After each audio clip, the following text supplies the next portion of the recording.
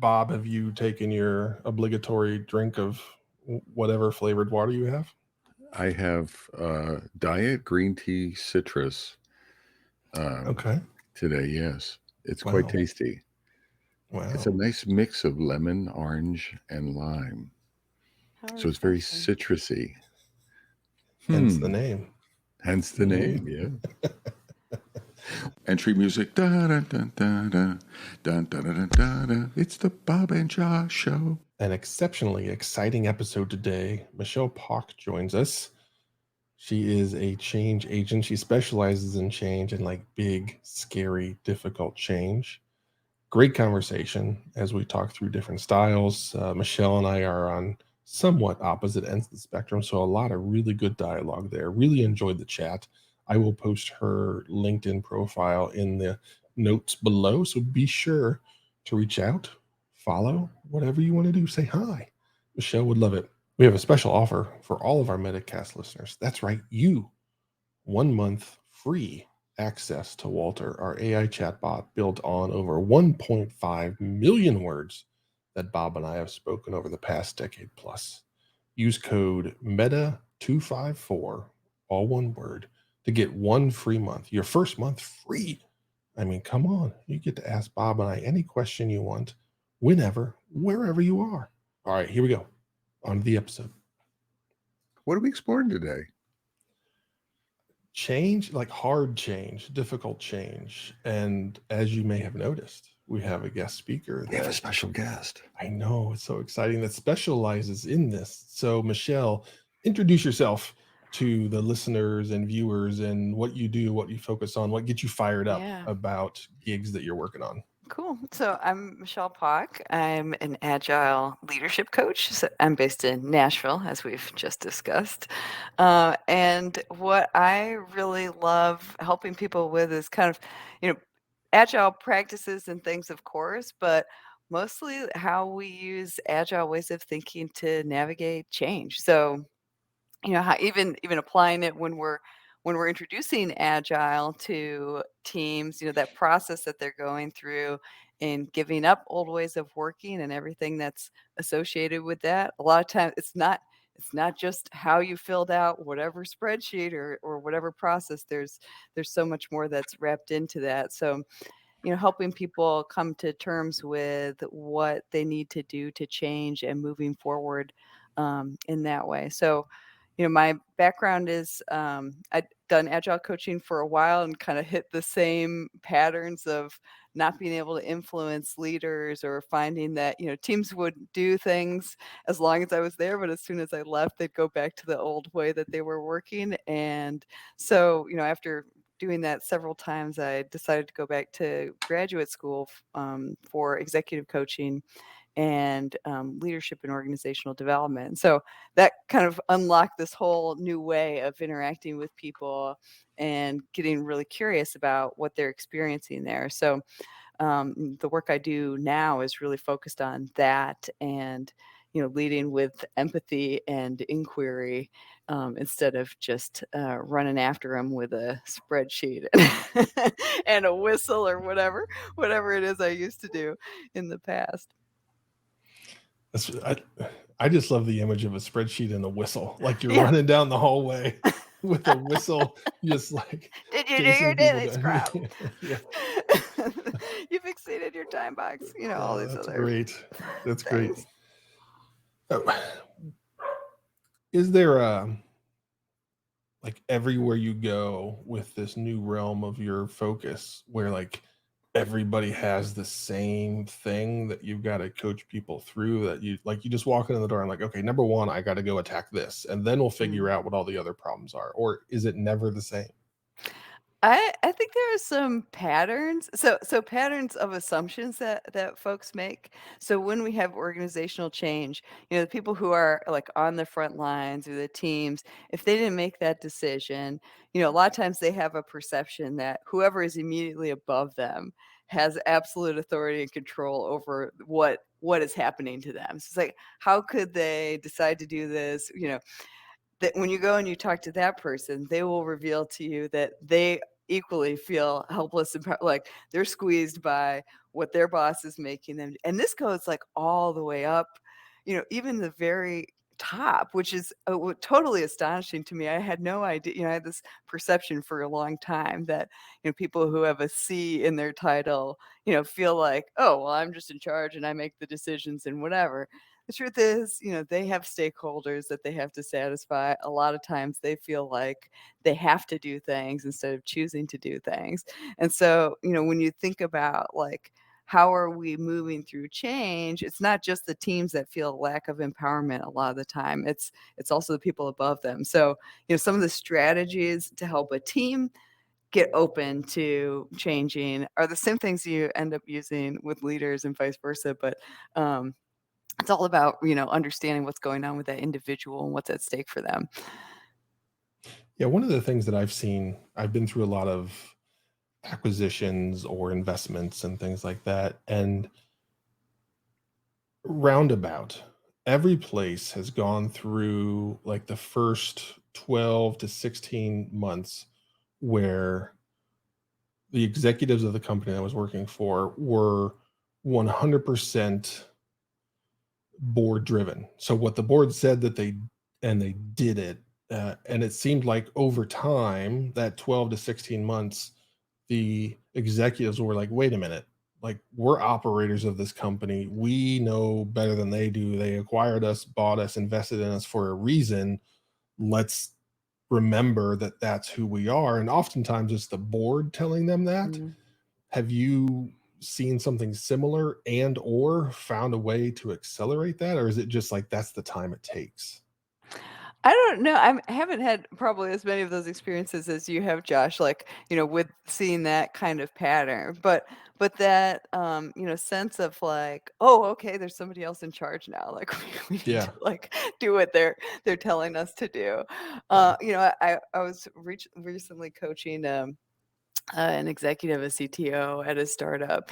And, one of the things that we're working on is negotiating their roadmap. So he, shared, hey, we have a roadmap and I always know that we can't deliver on it. Like I always know it's unreasonable. But, his business partner, much more assertive individual, Mm. be pushing like we need to get this, we need to get this. And so, they had this little dance where it was you push, I say yes, we deliver what we deliver, and that's what it is. And it's never what we said we were going to Yeah. do. But the stakes as they're growing started to become higher because there are more and more people. It's not just a private agreement anymore between those two individuals. It's Right. something that, now their investors are looking at and their growing customer base are like you said you were going to have this feature.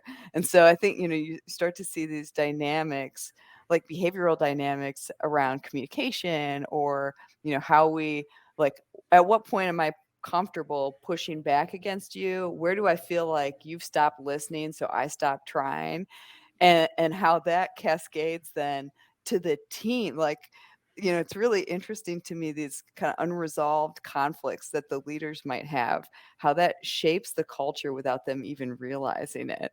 And, there's just so much interesting like research on that and how, I think about Edgar Schein and, a lot of his work on organizational culture. And he does all, talks about these case studies of, here's the founder, here's conflicts that the founder is maybe even unaware of in themselves, or that they just haven't resolved, and how that gets cascaded into the culture of the company and organizational dysfunction. I just think it's like so fascinating how that gets mirrored out.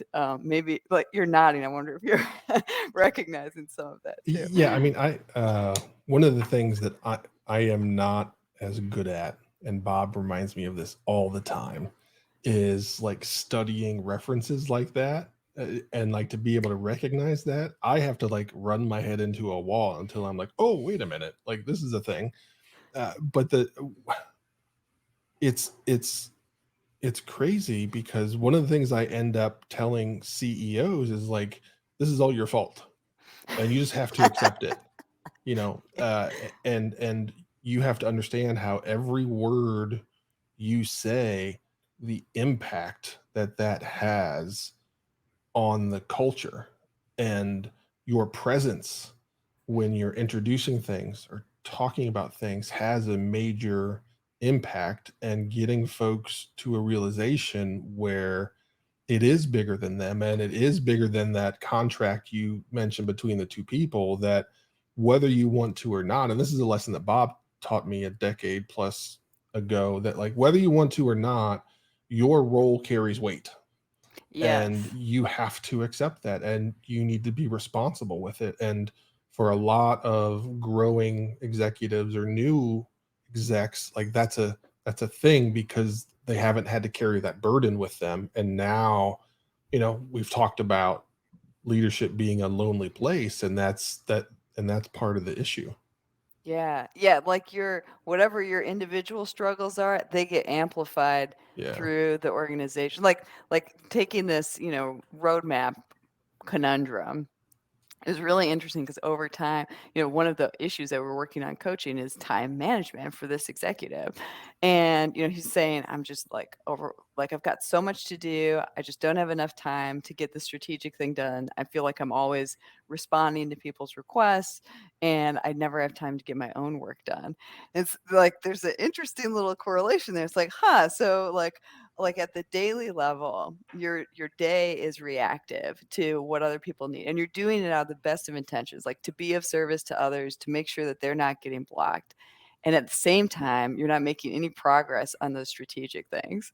I'm like, this is also happening at a macro level, when you look at how your team is behaving, because you're like to your point, Josh, you're modeling that behavior and you're prioritizing quick response, serving other people ahead of the things that to be strategically important. And so if you as that leader can't make the time or won't make the time for the things that are most valuable for you to be doing, guess what? Like the rest of your team won't be doing that either. And so like it's just kind of fascinating to see like the things that people bring to coaching about themselves personally. There's usually like a correlation to something else that's going in the organization when they're at that level. And drawing that connection, I think like for this leader in particular, seeing the impact, like, oh, it was really hard for him to give that space for other people to solve those problems and not being the first one to respond, but recognizing like, hey, this is actually having this kind of impact on our ability to deliver, and I'm inhibiting the growth of my team by doing this, and I'm inhibiting my own ability to deliver on strategic things. Like that awareness is what helped him change that behavior. But without connecting that, just be, your classic like, oh, too much to do, never have enough time. I guess this is my life now. Right. Yeah. Can I share a story? I'm not sure if it's around this, but it's an interview story. But I think it may spur some conversation between you guys. I once, my last job interview that I ever did was a long time ago. I was interviewing for a VP role, a development. I was sort of oscillating. Do I really want to go back and have a day job? And I interviewed with the C-suite of a company, a very successful company, sort of a mature startup. And the driving force was the CTO, one of the 4 or 5 founders, so the chief technologist, if you will, from the beginning, was had run out of ability to scale, and had run out of was technically astute, but not leadership astute. Not terribly so though, but the company was fairly big, and everyone. And as I interviewed with every C letter that I interviewed with, probably 5 or 6, the CEO and others. Everyone described him, you know, as it's really a problem. It's impeding our growth. It's impeding our ability to compete technically, etc. Brilliant technically, just can't do that. Uh, and but but then they decided that I was too strong, and they really didn't want to have the hard discussion with him. So they wanted to give me a little piece and hope that I could influence him to change his behavior rather than make us peers Mm. and really disrupting the organization. So what they eventually, I think they also declined because I'm old, right? In fact, they said, do you? Everyone asked me, do you think you have the energy for this? there's a What there's a is that? tell Age there's a discrimination? Like, Yeah, there's a tell. Everyone in the Metacast, there's a tell when they start talking about your energy. And I didn't take a nap, right? It's not like I was napping in front of them. So, so, um, and then I found out later they hired someone who I knew I had actually worked with, and they hired them as a VP, and they hired them because they were more subservient to the CTO. Mm, And then they didn't, and then I think he left after a while. There was control issues and things like that. But what I thought about was I guess it wasn't bad enough for them really to step in. yeah. There's almost like a point where, everyone was talking about it being a huge problem, but no one wanted to confront the CTO. In fact, when I talked to the CEO, I'm like, "Are you coaching him through this?" It's like, "No, no, no. I'm hoping you can do that, or someone else can do that," which was maybe another, another problem for the growth of that CEO. But what I'm getting at is pain level, right? Yeah. Change and pain level. The other thing I noticed with the CTO is because he wasn't getting any feedback, he lacked self-awareness. So I don't think he really understood his weaknesses. I mean, I think he did, but he really didn't. And he didn't understand the impact and how it was impeding the overall strategic vision of the company. Any reactions to and I felt like that Yeah. was sort of a common thing. Any threads there to peel away? Yeah, I'm just like the thing that you just said about that lack of awareness. I think, is really key. Like, so one of the things, I'll work with leaders on from a coaching perspective, getting that feedback. So, getting in the habit of soliciting feedback, not just one time for an assessment, but ongoing. And so, like, if that's not a practice that you have established for yourself, it feels like you'll just be like, I wonder what people think about it. And then that's the end of the thought. Right? Right. Like, well, how might you find out? Like, how might you, or if you're changing something about your leadership and you're not sure if it's landing well, I get like in these coaching conversations, some rhetorical questions that will be asked, like, how would I know if this is working? It's like, well, perhaps you have a conversation with that person. Like, Exactly. what would tell you that that it's working well? And there may be some things, of course, that you're observing, but just even, encouraging that dialogue, the direct dialogue. How can I serve you better? Or is there something that I could do differently that would make your job easier? And that, like, that essential ingredient for coaching is like wanting to be coached or wanting to be helped. And I think that openness to feedback, like, there's nothing that can really happen until that person is even curious about how they are being, and if that's serving the organization and serving their own goals. Well, I think there was you're right. I think there was the dynamic of how receptive are you? Yeah. And my sense was I was interviewing him a few times, so I got a little bit of a sense. My sense was he wasn't totally blocked, but he had a very healthy ego. Let's put it that way, both technically and from a management point of view. But it Yeah. was also I noticed that all the peers, the C-suite, everyone was looking for someone else to have the conversation. So here's Oh like yeah. this is an executive team. I remember the chief people officer was I was like, I had, have you given that feedback? Like, here's all the problems. And it was very consistent. What was cool is it was very consistent. Like the problem space was consistent from exec to exec, but no one wanted no Yeah. one wanted to tell them that. So it's your receptivity, but then there's this lack on the other side, this lack of whatever courage or to have that conversation. Yeah, yeah, that's fascinating. I find that a lot, especially like with teams where, I joke about like being called in to like do a hit. Like, okay, we need you to like do a hit on this team. Like here's this feedback that nobody's comfortable or willing to Yeah, give. Like, you exactly. coach, go in and tell them. It's like, oh no, no, no, no, no, no.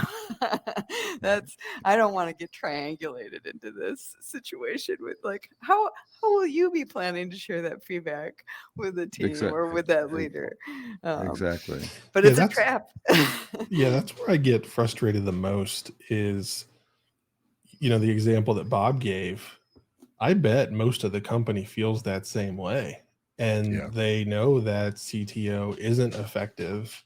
And, go back to it's all your fault. Like, they're allowing that message of not quite good enough is good enough here. Yeah. So then that leads to larger issues. And I often find myself in similar spots to what you just mentioned, where like I feel like I'm the Terminator. Like I get walked in and You're they're doing the like, hit. yeah, and right, and they're like, okay, tell us who should go. Uh, and it's always frustrating that they can't figure that out. Like they know it, but they don't want to like be the person that puts it out there. Yeah. And those, like, I haven't figured that out because everybody that's ever been through anything like that knows it's better on the other side.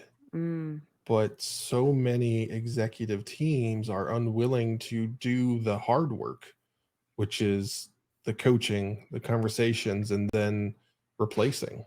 And yeah. that's where things happen a lot. And that's the challenge that I've not been able to figure out a shortcut or like a reason what, like, I get people are scared. Like that's the only thing I can think of is they're just scared.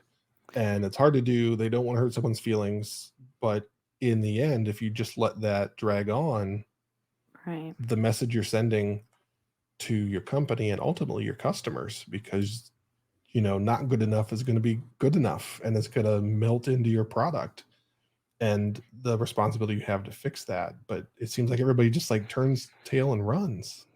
And I don't. Real quickly, Stephen talked about being scared, right? He said people haven't been taught to give feedback and mentoring. That we've covered it before, and we have talked around this in the Metacast, and so it becomes a big scary thing. I get that, and I can sort of tolerate that at a team level, at a team lead level.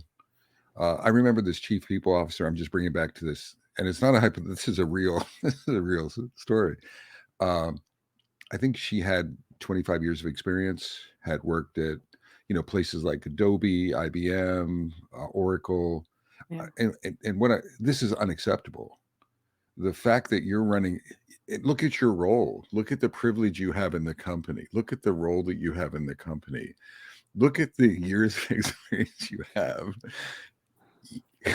It is absolutely freaking unacceptable for you to not be able to give feedback to a peer. Yeah. That's grounds for, you want to terminate the peer, you should look in the mirror and terminate yourself because you don't have the skill set to do. And the CEO is the same thing. I'm like, and I had this, I partly had this conversation, not this confrontationally, but I, I get fear, but at some levels in the company, you have to be able to deliver. Just like you look at a team and say you have to deliver Yeah. products. At some fundamental level, people have to be able to deliver on the role that they've been hired to do, Yeah. right? And we don't always hold the leaders accountable to that. So Yeah. Yeah, I don't disagree with you at all about that, Bob. And at the same time, I think like when we're in these situations, what we're seeing is ambivalence, right? It's yeah, yeah, there's something about it that's not resolved. So if it were clear, like to Josh's point, you might know theoretically and that from past experience that it will be better on the other side, but in the present moment yeah. that is not abundantly clear. There's something that is stuck. So, one exercise that I do sometimes with clients and even like for coaches who are working with this type of scenario is thinking like really exploring that space of ambivalence. So, from an empathetic point of view. So if you think about like this, leader where they're not delivering this information. They're choosing day after day. Like they have this in their head. They're not saying it day after day after day. And they know that there's some kind of runway that is going to end where this is going to become like there will be consequences. But at the moment, like it doesn't matter if I don't say it today.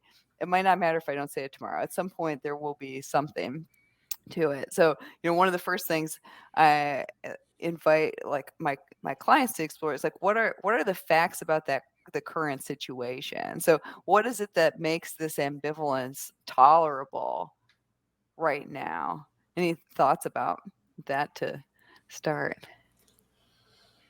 No, I mean that's a question that I struggle with as well. I've been through a lot of acquisitions or in investments where a company was really successful. They were like a couple $1 million company, and then they just exploded, and now they're like 250 million, and they've had to grow, and that stretched people thin, and you need to bring in new roles or replace roles. And like, I go back to the Terminator, where part of what I do is help people understand, like, hey, what's good enough, because there's areas of systems at times where they just don't have any experience in what good even looks like. So Yeah. part of it is like, okay, here's what good looks like, and here's how your teams measure up. And then what I end up doing is like, here's a plan on how we fix that problem. And I am always like, let's turn the crank, let's go, like, let's start this next week. And everybody is like, yeah, let's do it, yeah, let's do it. And then I get an email or a Slack or something like a couple days later, so that thing you talked about that we want to do like next week, yeah, we're going to slow down on that. And then it just slows down forever, and then I'm there like, let's go, let's go, let's go. And it's always fascinating that that same experience happens. And so what I've been trying to do is, how do I shrink that time frame where that paranoia or fear comes back in, and then they're frozen, and then it's like all this effort to get them over the hump to actually do the thing that they know they need to do but are scared of.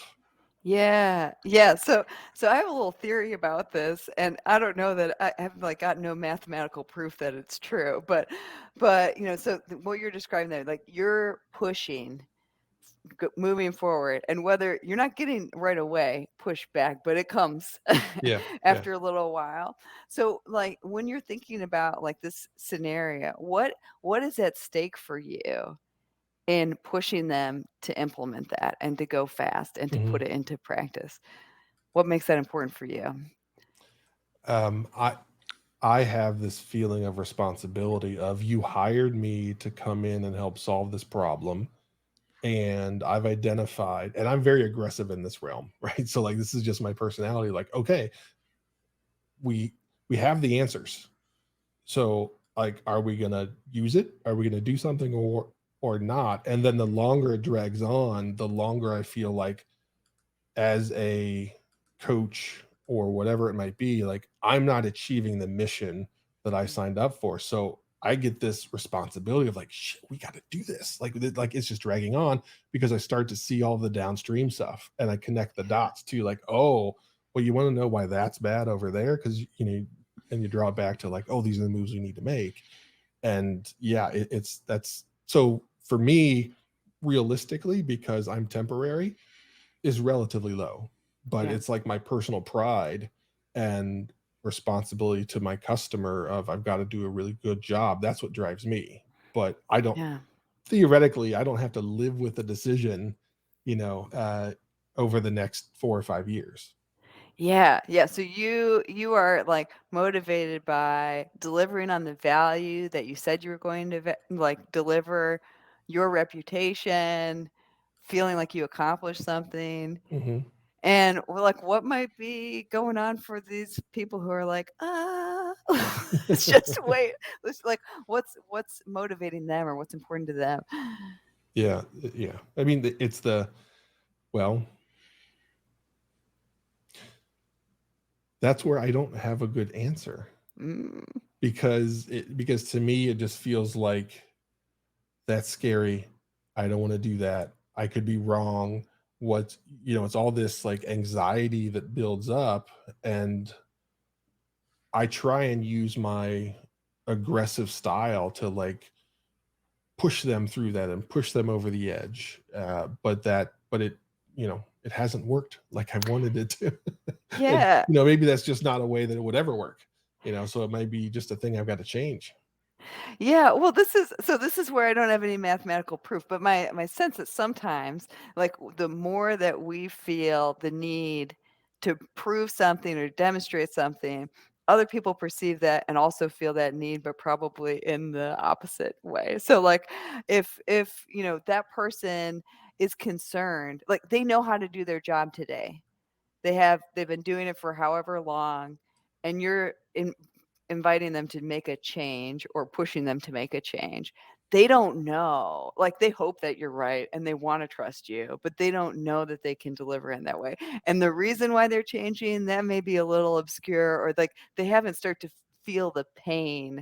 Like Bob was talking about earlier. There's no immediate pain today that is saying I have to change this right now.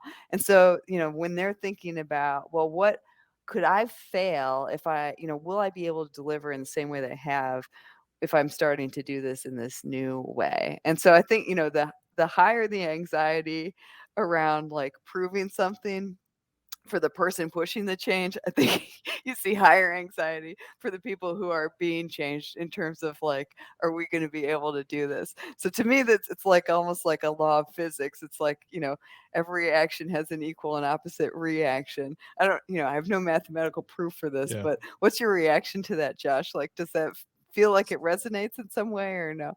Well, I don't know. And again, part of it is my personality and playing very high level sports where coaches were like, like do it. And like, Yeah. if you don't do it, we'll get somebody else that does. And so that's how I was groomed. And then like my immediate reaction to you and what you said is like, okay, so I just like, and this is an exaggeration, which Bob knows I tend to do, especially about him. Like I just go into the meeting with like a Hawaiian shirt, not buttoned. I put my feet up on the table. I'm like, listen, you guys can change if you want to. Like, I don't really care, but like, here's a thing you could kind of maybe do, and it would make things, yeah, you should try it or don't. I don't care, So that's I go to that exaggeration because I'm not sure I have the tools in my toolkit to do it that different way yet. So that's where like, yeah, that sounds Yeah. good, but like, Michelle, I don't even know how to do that. Like, what does that look like? Yeah. So there's like, I'm hearing, two extremes, right? Yeah, It's like football coach screaming in your face, yeah, or, let's just hang out, yeah, have a luau, like whatever, man, surfs up. So there's obviously like some space that's in the middle yeah. for that. And the way I would describe that space, or what I've found to be useful just in my own experience, is getting curious, not about your reasons for them to change, but what are their reasons to change or not change. So helping, like stepping into that perspective and looking at, so from their point of view, they have this guy, Josh Anderson. He's in there. He's encouraging them to change. Somebody believed in him and paid good money to bring him here. What happens if they don't do what you're suggesting? So there are consequences. They have choices. They can stall, they could not do anything, they can openly resist you, they could go along with it willingly. For each of those and the, subtle variations that they might play out, there are consequences to those actions. And so, often when we're sitting in ambivalence, we haven't played the game out to its natural conclusion. So what is the consequence? What are the pros that they see of the status quo? What are the cons of the status quo? What are the pros of changing? What are the cons of changing? So does that, what's your reaction to, thinking about like their moves that they can make, and kind of helping them to see the chessboard, if you will? I'd say the most common issue I run into in that realm is similar to what I just said to you. Like, okay, I hear you. I don't know how to do that. Like Yeah. I was working with an executive a while back, and it was like very common, especially at transitional times within a company, of I need accountability. Like I need my leaders within the company to be accountable, and like, Josh, how do I make them accountable? And that's where, the Terminator Josh comes in, is like, well, I mean, you could invest the time and the money and hire coaches and do all that Yeah. and help them discover what that is. But do you have time? Is that something you realistically have time, money, and effort to put Mhm. into it? Or do you just go find people that already operate like that? And I I've been through so many situations of acquisitions and investments and all that stuff where there have been times where that happens and I understood it, and then there have been times where that happened I didn't get it because I didn't understand. So that's where I run into trouble, is getting into the pros and cons. Like, a con is I don't know how. And like, that's a big, like, Right. not just that example, but there's some real big heavy hitter things in there where, like, this is my first time doing this. It's the first time I'm being a CXO, and like, sure, sounds great, Josh, but I don't know how to do it. And you know what? I'm paying you to help me make that happen, you know? And so those are things where I end up having to like have that discussion of like, okay, like we can invest in whatever way is necessary to get you, your team, whatever it is there, or you can go through and make a couple moves that will make that happen faster with potentially higher risk, right? Because you always have a very intense hiring process that costs a lot of money. And then if you have a swing and a miss, that's tough. Right. I'm Right. here Go real ahead, Ben. quickly. I'm almost hearing two modes as I'm listening to you. I'm hearing Josh you use Terminator, but I think of that as agile coaching advisory. I'm using the wheel as a backdrop, like advising or consultative mode. I'm here to drive change. And then when I hear Michelle, it's like soft, squishy coaching, professional coaching mode. And it's time is a factor. So I'm probably wrong, but Josh sounds faster, right? So attack mode is faster, but it may not be sticky. It may not be resilient. So if I want resilient change, then I feel like Michelle's is probably, but it's going to take a while. True. Right. And I mean, if I'm in a startup, it may take a long while before we have the self-discovery and self-awareness and things like that. So I'm highlighting the tension. It's not right or wrong, but am I getting it? Maybe there's two different styles. There's some dynamics and there's some tension in it. Any reaction to that? Yeah. Well, I think you're onto something there, and I think they're both are needed. Like, awareness of the approach and the pros and cons of the approach are important, right? So the when we come in with like, if we're feeling the pressure of doing that permeates the environment, and so then we get resistance in a heavier way. I've done this so many times. It's like, it's not, I'm laughing, it's really not funny because of how much money and time I've wasted for people. But there's also, like, this slower, like, kind of slower approach, kind of getting people to think through their own options, having awareness. How long can you let that play out? Like, there can't be an infinite, like, oh, well, maybe I never decide that I want to do that. When we're working in organizations, it's not a personal, it is a personal discovery, but it's in the context of an organization. So there are consequences for not making a change that's been mandated by your organization. And one of those consequences may be that you are asked to leave the company. So, it's not as if you just, like, get to live in this little sandbox. But if you're coaching without the end date in mind, you may let people run around without even realizing, like, you're coming to the end of the road here. You needed to make a decision a while back about whether you were moving forward or not. But I think, like, to Josh's earlier point about, the cons that are coming up, to me, that's the path. Like, the things that people say as, like, oh, I can't do that. This is why I can't move forward. Like, the obstacle's the way. Like, that's the thing. Okay, now I know what I need to. Okay, now I've got your objections. Now we can sit and work on that together. The problem is when you're in this silent ambivalence where nobody's telling you what's really on their mind. So, that's where it kind of, if you appear like luau, Josh, and everybody's relaxed and having a good time, then they might be more inclined to say, I got mixed feelings about this. and then you start to get the real stuff that you can go ahead into attack mode and actually, address those impediments and resolve them. Hey, Michelle, real quickly, Yeah. as you were talking just then, force field analysis popped into my Yep. head. Yeah, as a man. tool, as a tactic, right? Yes. Is that on as a tool? Have you used that? Yeah. Could you Well, share about that? yeah, so Kurt Lewin, like one of our founders of organizational development, talked like his idea around change, is rather simplistic, like freeze, unfreeze. We have, we're frozen, we're unfrozen, then we refreeze.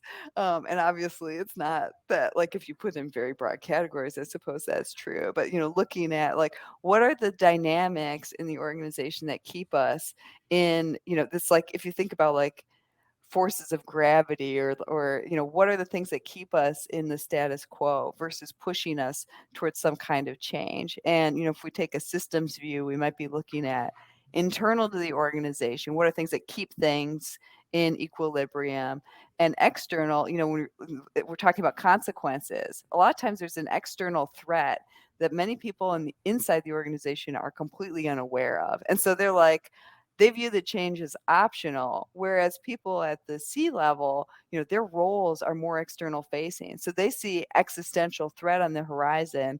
Yep. Meanwhile, everybody's like, what do you mean? We're just partying. We're having a great time. And so, I think one of these common problems, people talk about this all the time, it's communicating the need for the change. And if you don't realize, like, you are up here, like, you've got a view from, the top of the ship, and you're trying to communicate change to people who are in the hold and just looking out a porthole, like they have no idea what you're seeing. They Right. have no idea what's going on. Um, but what are you thinking about with force field analysis, Bob?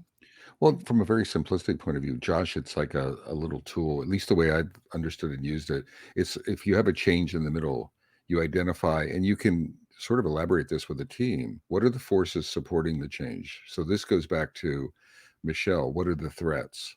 Yeah. But then we identify what are the forces that are going to get in the way of the change. What are the forces? So for the force field is forces for, forces against, whatever the change is, and clearly identifying them.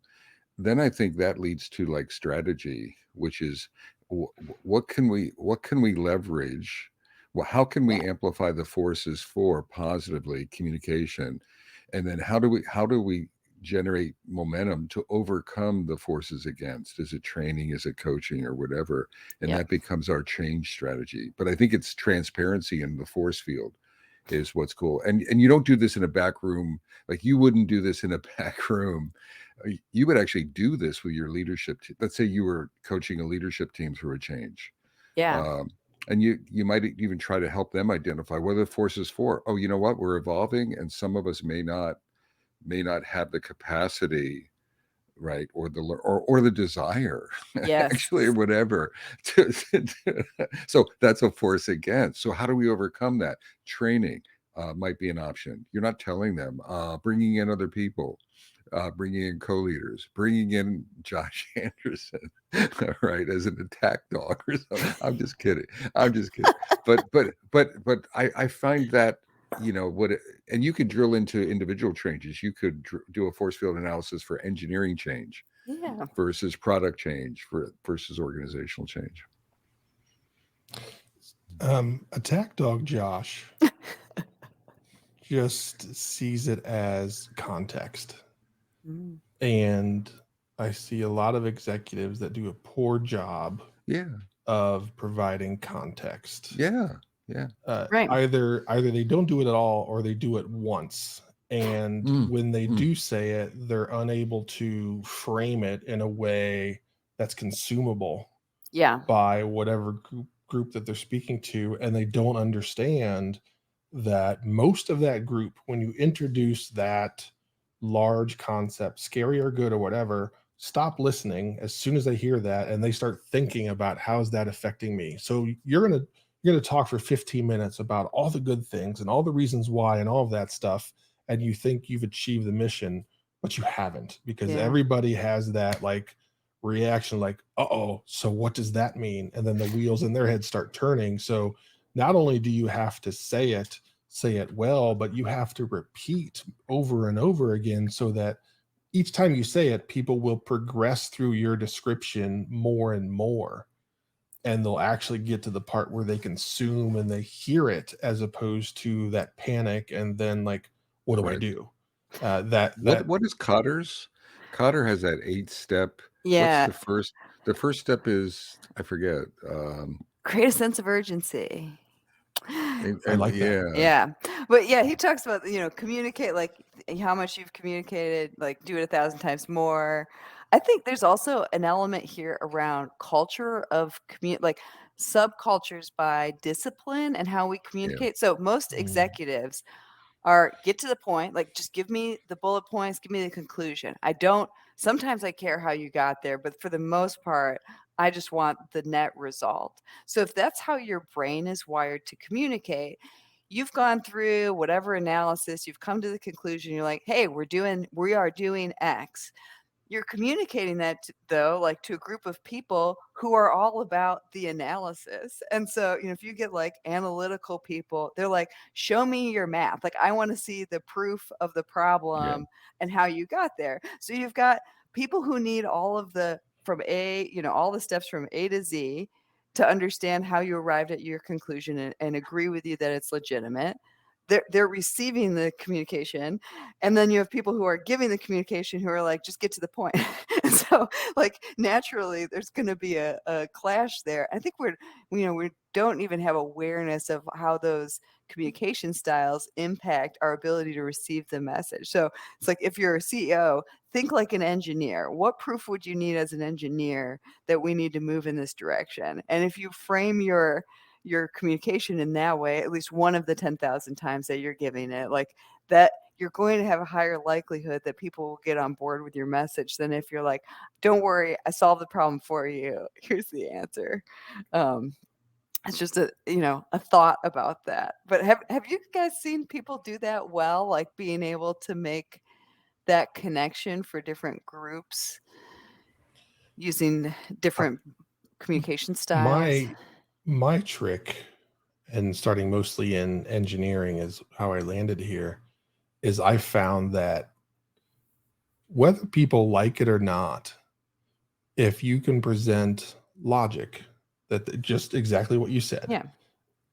like a logical thought process of I can work through and see A plus B equals C, and I might not like C, Right. but I can apply logic to it, and I feel as if that leadership team has been logical, not reactive about a situation, and they've worked through, not only especially with developers, because it's like A plus B equals C, like, okay, got it, let's go.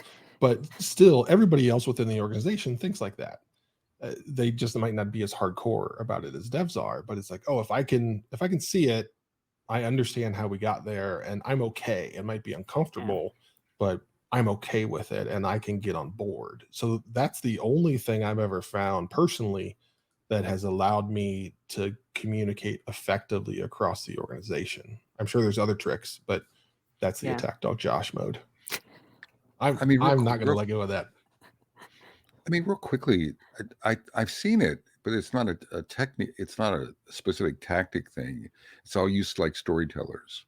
Like Mm, I remember I worked with someone, Ralph Kasuba, and he didn't plan it that way, but he had a wonderful demeanor, and it actually started with empathy and caring and presence. So for him, yeah. it wasn't I need to communicate the engineers and that I need to communicate the sales or product. I mean, it was that, but he cared about he wasn't silo based in his thinking. He was Yeah. organizational based in his thinking. He was empathetic. And then he was a really good communicator, and he was a really good listener, and he asked good questions even in forums like that. So when he was communicating that sense of urgency, he would do he's what I felt like a good storyteller or good connector or good audience management. Jobs could do that, right? Steve Yeah. Jobs, I think if you watch Jobs, he could do that and he could handle himself that way. I'm not saying that's the only thing, but I think storytelling and communication and sharpening that, the leaders who are artful at that can do a good job of setting the stage for change. Yeah, that dialogue piece. I think, once we understand what is causing someone to be stuck in ambivalence or openly resist some kind of change, like the path through that is probably change on both sides. So how do you take, their reaction or their legitimate objections to that and feed that into the plan. Like, if you think about, like, this makes a lot of sense when you think about agile ways of working, right? You've come up with your hypothesis for what you would like the change to be or how it will move forward. And as you're getting feedback, like the people who are being asked to change are your customers in that regard. So as they're giving you feedback about, well, I can't do this because I don't have these skills, or I don't have, I have these other pressures on my time. Those complaints are so valuable. Like that should go onto the backlog for how you approach the change and how are you going to integrate that in. And, as people see that the plan is evolving with their input, I think you can pick up more people who are on board because, they don't have to lose face in that, like, oh, well, I rolled over. There's like a ego thing in that. It's like, you went up against the attack dog and you lost. Like, what does that mean for you as your own ego? Like, if you don't have to lose, but you can become part of his pack, like that's a much more satisfying conclusion for that person than to have to hide with your tail between your legs or Right. Yeah. whatever. Something But popped into real my head quickly, when. Can I just do a little thing, Bob?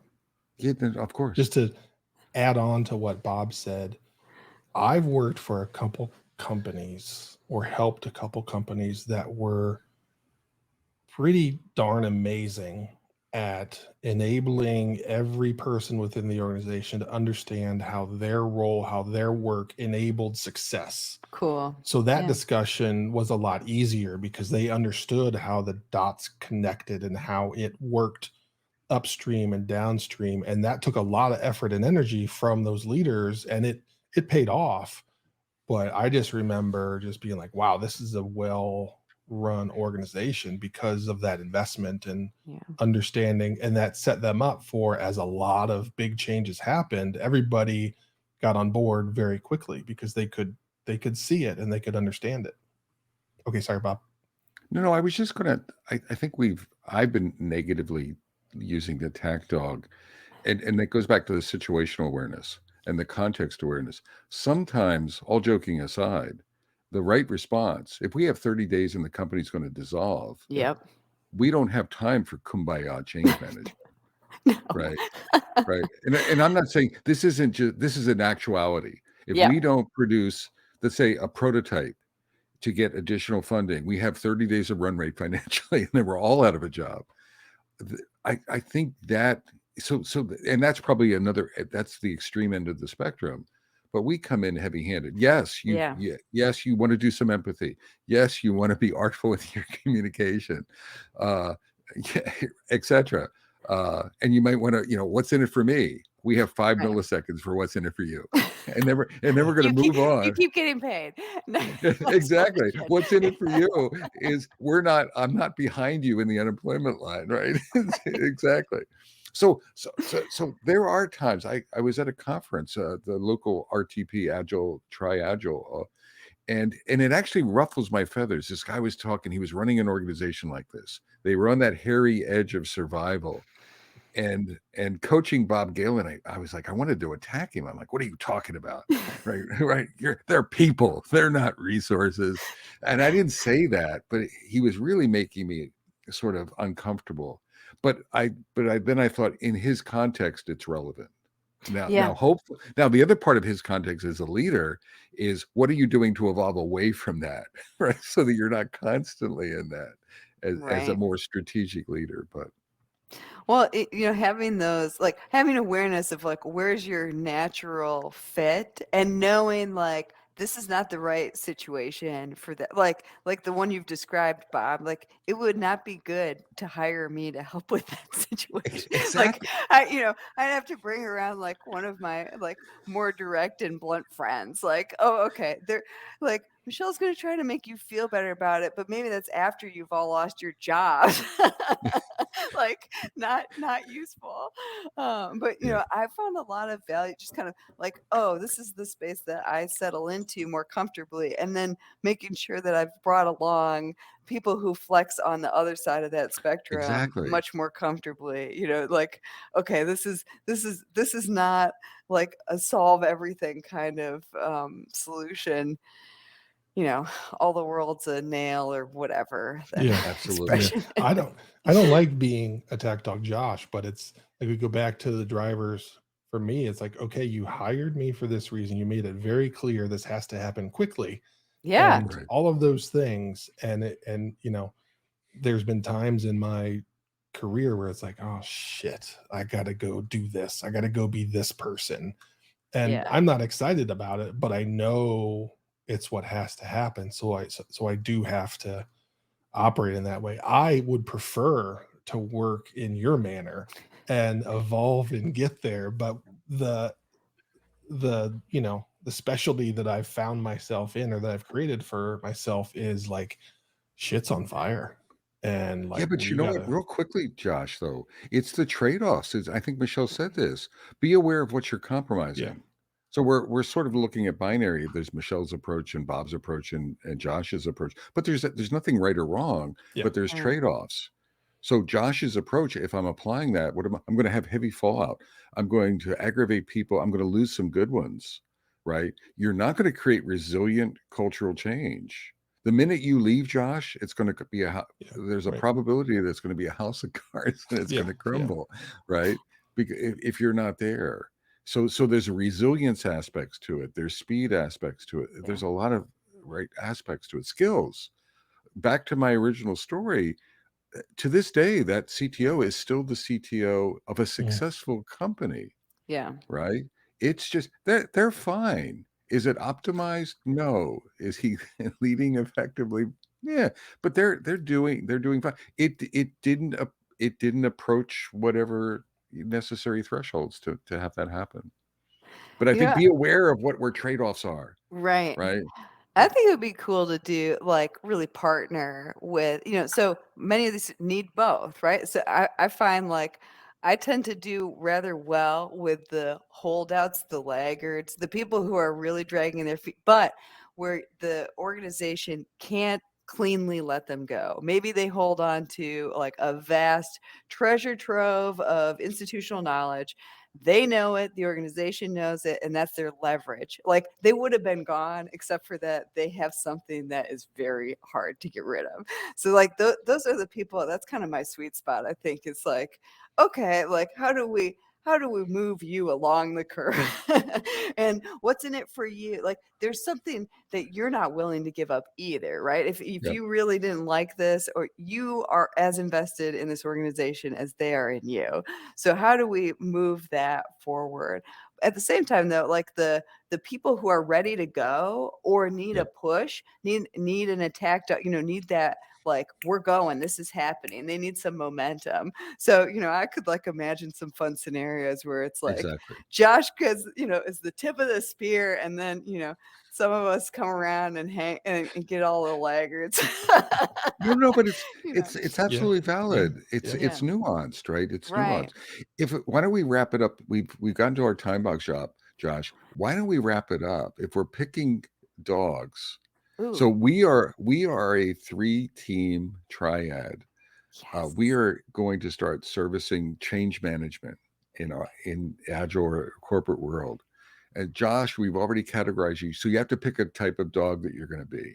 Oh my Uh, gosh. Okay. and I'm going to So go last. So Josh, what type of a dog are you? I mean, That exactly the type of dog that I just acquired, a no, Doberman. no, oh, you're Adobe. I would pick Yeah. that for you. Yeah. Yeah. yeah. Michelle, could you pick? Okay, so I have to be like, my dog is a greyhound named Happy. All He right. spends all of his day like just laying on, like just sleeping, and then he has a burst of activity for like 5 minutes in the afternoon. That's I think this is. He also shares my birthday, just as a fun fact. Oh, that's cool. Wow. So it's I like think I'm an he's my Australian spirit Shepherd. animal. I'm Oh yeah, somewhere in yeah. between. I'm an Herding, Aussie, friendly. herdy, friendly, but a little high energy, a little Yeah. bit herky jerky, a little bit, a little. So, I see it. but Right. it's the combination. But the three of us look at Yeah, the complementary skills of the three of us. So, that's great. Michelle, I want to thank you for coming today and exploring Yes. change with us. Oh, I I I, want to I thank love you, where it went. gentlemen. This has been wonderful. Oh no, Josh, you got to get your ears clipped and your tail docked. I will take pictures of the tail docking Metacasters. I'm losing it here. All right. That's okay. I've got some jokes there that I'll just leave. I know. So Just a little- Michelle, thank you. I really appreciate you Yes. being here. So we have a way of closing. We and you'll catch up. You have to join us. So Okay. from beautiful downtown Cary, North Carolina, I'm Bob Galen. And from beautiful Fuquay Varina, North Carolina, I'm Josh Anderson. And beautiful Franklin, Tennessee, I'm Michelle Pauk. Shake. And you got to get in on this. Bake. Yeah, there you Is go. there something else that rhymes with bake? No, take care. Take care, y'all. Bake. How about Have a that? great day.